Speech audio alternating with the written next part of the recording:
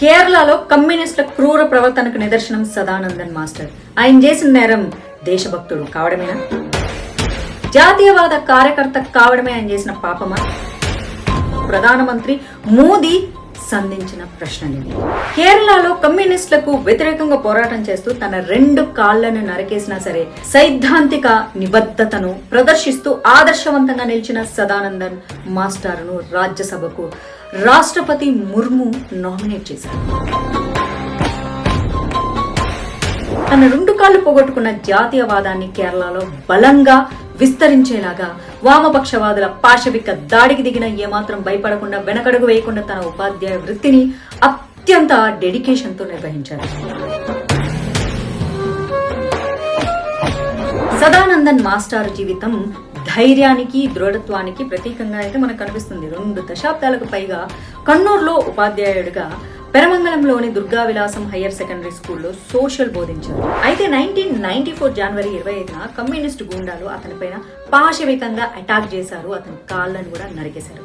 దీంతో ఆయన జీవితం చాలా విషాదమైపోయింది.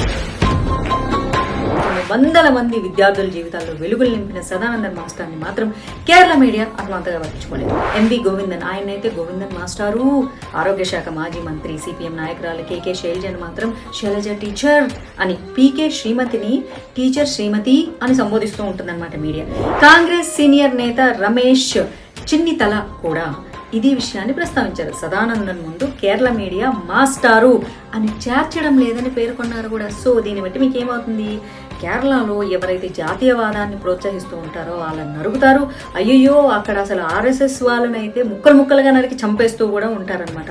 ఒకప్పుడు, ఇప్పటికీ కూడా గాడ్స్ ల్యాండ్ అంటూ ఉంటారు కానీ ఒకప్పుడు దేవుళ్ళే కొలువైన నేలలో ఈరోజు ఆ కమ్యూనిస్టులు వచ్చి అక్కడ నానా రచ్చ చేసి ఆ మొత్తం అసలు దైవత్వాన్ని సగం నాశనం చేసి 60% ఎవరున్నారో మీకు తెలుసు. ఇప్పుడు ఇంకా మిగిలిన వెంట ఎలా ఉంటుందో కూడా మీకు అర్థమవుతుంది.